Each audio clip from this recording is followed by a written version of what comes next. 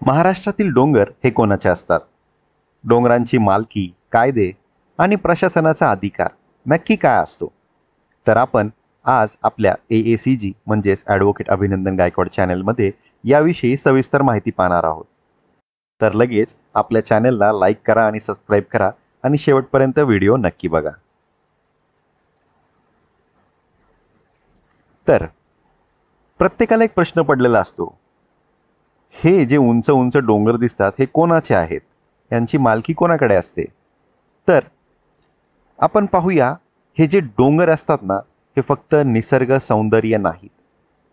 महाराष्ट्र राज्य हे सह्याद्री पर्वतांमुळे समृद्ध आहे. सह्याद्रीच्या कुशीत असलेले डोंगर केवळ ट्रेकिंगसाठी नाहीत, तर ते अनेक कायदेशीर बाबींशी संबंधित असतात. हे डोंगर अनेक वेळा पर्यटन स्थळ, धार्मिक स्थळ, अभयारण्य, ऐतिहासिक वारसा व जंगल क्षेत्र म्हणून वापरले जातात. पण अनेकांना प्रश्न पडतो की हे डोंगर नक्की कोणाचे असतात? ते खाजगी व्यक्तीचे, सरकारचे की ग्रामपंचायतीचे? या प्रश्नाचं उत्तर एका वाक्यात देता येणार नाही, कारण डोंगरांचे वर्गीकरण विविध प्रकारात होतं. या व्हिडिओमध्ये आपण हे समजून घेणार आहोत, महाराष्ट्रातील डोंगर कोणाच्या मालकीचे असतात, कोणते कायदे लागू होतात आणि नागरिक म्हणून आपला हक्क काय आहे. ही माहिती महत्त्वाची आहे, कारण अलीकडे डोंगरांवर बेकायदेशीर बांधकाम, जंगलतोड व कचरा टाकण्याचे प्रमाण वाढले आहे. पण नागरिक म्हणून आपण जागरूक राहिलो तर निसर्ग व कायदा दोन्ही जपता येईल. तर वन विभागाच्या मालकीचे डोंगर.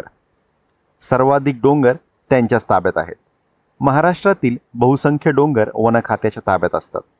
भारतीय वन अधिनियम 1927 व वन संरक्षण अधिनियम 1980 नुसार हे डोंगर संरक्षित व आरक्षित वनक्षेत्र म्हणून जाहीर केलेले असतात. या भागांमध्ये कोणतीही तोडफोड, वस्ती, शेती, खाणकाम किंवा बांधकाम करण्यास सक्त मनाई आहे. भीमाशंकर, हरिश्चंद्रगड, राजमाची, तामिनी हे डोंगर वन विभागाच्या अखत्यारीत येतात. तसेच बरेच डोंगर त्यांच्या अखत्यारीत आहेत. या भागांमध्ये वन्यजीव संरक्षणही अत्यंत महत्त्वाचं आहे. जर एखाद्या व्यक्तीने या भागात परवानगीशिवाय बांधकाम केले तर त्यांच्यावर गुन्हा नोंदवला जातो. वन विभागाकडून परवानगीशिवाय काहीही करणे हा गंभीर गुन्हा मानला जातो.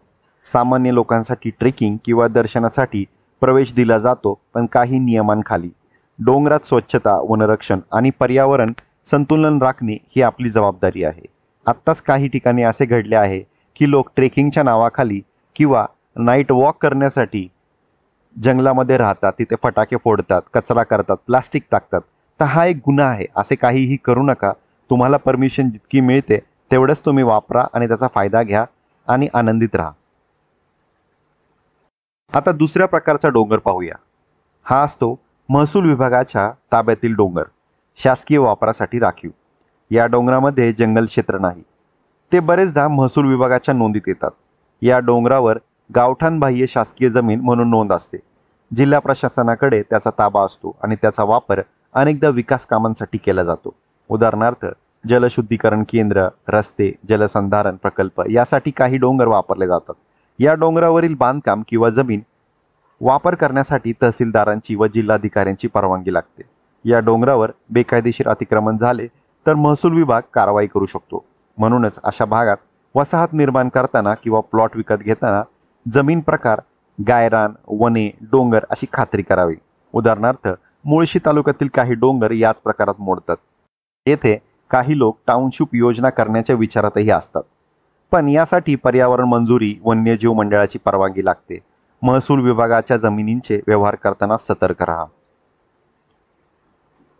आता पुढील डोंगर पाहूया. पर्यटन व पुरातत्व विभागाचे डोंगर, ऐतिहासिक वारसा स्थळे. महाराष्ट्रातील अनेक डोंगर हे ऐतिहासिक किल्ल्यांची समृद्ध आहेत. उदाहरणार्थ रायगड, सिंहगड आणि राजगड. तसेच इतरही गड आहेत. हे डोंगर किल्ले व महाराष्ट्र पर्यटन विकास महामंडळ MTDC किंवा भारतीय पुरातत्व विभाग ASI यांच्या मालकीचे आहेत. त्यांच्या देखभालीसाठी खास अधिनियम लागू होतो. उदाहरणार्थ ancient monument and archaeological sites and remains act 1958. या ठिकाणी कोणतेही बदल, नवीन बांधकाम, तोडफोड, व्यावसायिक वापर हे कायद्याने निषिद्ध आहे. अनेक ट्रेकर्स किल्ल्यांवर बेकायदेशीर बॅनर लावतात, भिंतींना रंगवतात. हा गुन्हा आहे. आत्ताच काही ठिकाणी एका गडावर भिंतींची मोडतोड करण्यात आल्याचा व्हिडिओ व्हायरल झाला होता. त्यामध्ये FIR दाखल झाली होती. त्यामुळे असे काही करू नका. ही आपली संस्कृती आहे, हा आपला इतिहास आहे, त्याचे संवर्धन आपणच केले पाहिजे. या डोंगरांवर धार्मिक उत्सवही होतात, पण प्रशासनाची परवानगी आवश्यक असते. सांस्कृतिक आणि ऐतिहासिक ठिकाणांचा सन्मान राखणे ही नागरिकांची जबाबदारी आहे. पुरातत्व खात्याकडून देखभाल केली जाते, पण सर्वांना नियम पाळावे लागतात. जेव्हा आपण वारसा जपतो तेव्हाच आपल्याला पुढच्या पिढींना तो दिसतो. आता पुढील डोंगरांचा प्रकार खाजगी मालकीचे डोंगर, पण कायदेशीर मर्यादेत. होय, काही डोंगर खाजगी व्यक्तींच्या मालकीचे असू शकतात. विशेषतः पूर्वीच्या वतनदारी हक्कांमधून काही शेतजमीन हस्तांतरणातून काही भाग खाजगी नोंदवले गेले आहेत. या जमिनींवर मालकांचा वापराचा हक्क असतो, पण कायद्याच्या मर्यादेत, जसे पर्यावरण कायदे, वन नियम, बांधकाम परवानग्या इत्यादी. उदाहरणार्थ आपण पाहूया, अनेक जिल्ह्यांमध्ये काही डोंगर भाग खाजगी प्लॉट्समध्ये विकले जातात, परंतु ग्रामपंचायत व पर्यावरण मंजुरी यासाठी आवश्यक असते. अशा जमिनीचे 7-12 उतारे पाहावे. फेरफार दाखले तपासणे अत्यंत आवश्यक आहे, नाहीतर तुमची फसवणूक होऊ शकते. बराच वेळा दलाल चुकीची माहिती देतात. हा डोंगर आमचाच आहे म्हणून सावध राहा. जर कोणी डोंगरांवर बेकायदेशीर रिसॉर्ट किंवा फार्म हाऊस बांधत असेल तर त्यावर कायदेशीर तक्रार दाखल करता येते. खाजगी मालकी असली तरी वन्यजीव, आदिवासी हक्क व सार्वजनिक रस्ते यांचा कायदेशीर परिणाम होतो. डोंगरांवरच उगाचच कब्जा करून राहणे किंवा खाणकाम करणे हे गंभीर गुन्हा आहे. आदिवासी व वनहक्क कायद्यानुसार मालकी FRA 2006 साली लागू झालेल्या schedule tribe and other traditional forest dwellers recognition of forest rights act म्हणजेच FRA 2006 यानुसार काही डोंगर व जंगल भागांवर स्थानिक आदिवासी समाजाचा पारंपरिक हक्क मान्य केला गेला आहे. या कायद्यानुसार व्यक्तिगत वनहक्क, सामूहिक वनहक्क आणि सामुदायिक संसाधन हक्क मान्य होतात. म्हणजेच काही डोंगर हे स्थानिक आदिवासी ग्रामसभा यांच्या अखत्यारीत येतात. तथे शेती, गुराखोरी, नैसर्गिक संसाधन वापर, पूजा अर्चा ही परंपरेप्रमाणे केली जाते. उदाहरणार्थ नंदुरबार, गडचिरोली, मेळघाट भागात FRA अंतर्गत काही डोंगर ग्रामसभा मालकीचे आहेत. ही मालकी वन खात्याच्या नकाशात व महसूल नोंदवहीत दाखवली जाते. पण याचा अर्थ असा नाही की कोणीही या डोंगरावर कब्जा करू शकतो. हक्क मिळवण्यासाठी कडक प्रक्रिया आहे. FRA अंतर्गत हक्क मिळवण्यासाठी ग्रामसभा, वनसमिती, जिल्हा समिती यांचे परीक्षण आवश्यक असते. या कायद्यातील आदिवासींच्या हक्कांचे संरक्षण होते, पण गरज आहे त्या हक्कांची माहिती लोकांपर्यंत पोहोचवण्याची. डोंगर म्हणजे केवळ जमीन नाही, ती संस्कृती, श्रद्धा आणि संघर्षाचा इतिहास असतो. पुढील प्रकारचे डोंगर, न्यायालयीन ताब्यातील डोंगर म्हणजेच वादग्रस्त जमीन. काही वेळा डोंगरांबाबत खाजगी व्यक्ती व सरकार यांच्यात मालकीचा वाद चालू असतो. अशा परिस्थितीत ती जमीन न्यायालयीन प्रकरणात येते. लीज पेंडन्स म्हणून नोंद होते. या कायदेशीर नियम म्हणजे वाद चालू असलेली मालमत्ता कोणीही विकू शकत नाही. पुणे जिल्ह्यातील काही डोंगरांवर ग्रामपंचायती आणि खाजगी विकासकांमध्ये वाद आहे, त्यामुळे तेथे कोणताही विकास करता येत नाही. अशा भागात गुंतवणूक करताना कोर्टाच्या आदेशाची 7-12 उतार्याची नोंद तपासणे आवश्यक असते. कधीकधी पर्यावरण संस्था कोर्टात PIL सार्वजनिक हित याचिका दाखल करून डोंगर वाचवतात. उदाहरणार्थ पार्लेमधील आरे कॉलनीच्या जंगल सुदृश्य डोंगर, ज्यावर कोर्टाने हस्तक्षेप केला आणि जंगल घोषित केलं. वादग्रस्त डोंगरावर कोणताही व्यवहार हा भविष्यात धोका ठरू शकतो, म्हणून सामान्य नागरिकांनी अशा जमीन व्यवहारापासून लांब राहावं. न्यायालयीन ताबा असलेला डोंगर म्हणजे कायदेशीर अडथळ्यांचा मार्ग. ग्रामपंचायत व गायरान जमीन सार्वजनिक वापरासाठी. गावाच्या हद्दीत येणारे काही डोंगर गायरान म्हणजे शेळ्या मेंढ्यांसाठी चारावन, पाणी स्रोत किंवा देवस्थान क्षेत्र म्हणून ग्रामपंचायतीच्या देखरेखीखाली असतात. या डोंगरांवर ग्रामसभेच्या संमतीशिवाय कोणतेही बांधकाम करता येत नाही. ग्रामपंचायत फक्त सार्वजनिक उपयोगासाठी मर्यादित निर्णय घेऊ शकते. उदाहरणार्थ गडचिरोलीतील एका गावाने डोंगर क्षेत्रात वृक्षारोपण करून सामूहिक उपजीविका केंद्र सुरू केलं.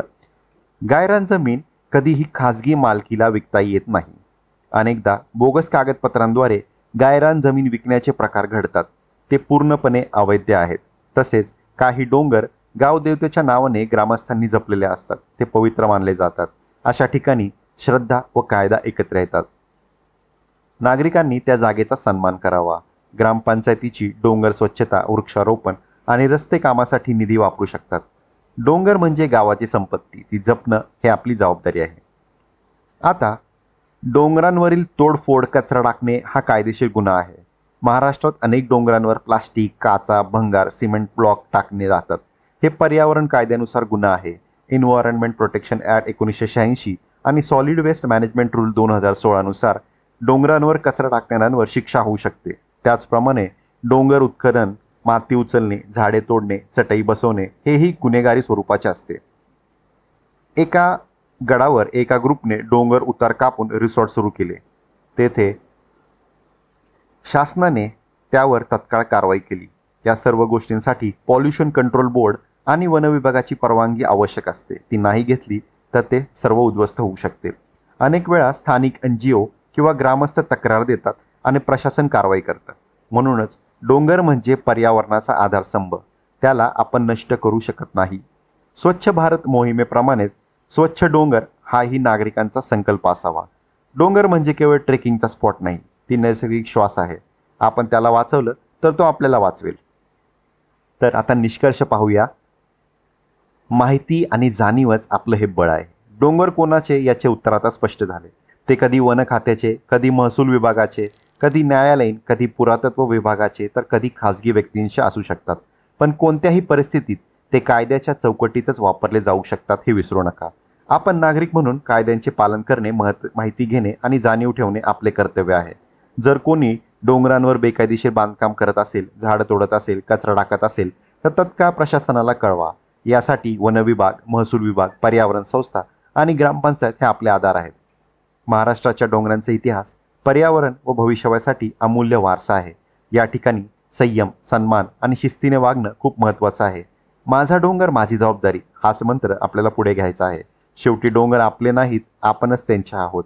आजचा व्हिडिओ कसा वाटला नक्की सांगा आणि आवडला असेल तर नक्की लाईक करा, सबस्क्राईब करा आणि आपल्या मित्रांनाही सांगा. धन्यवाद.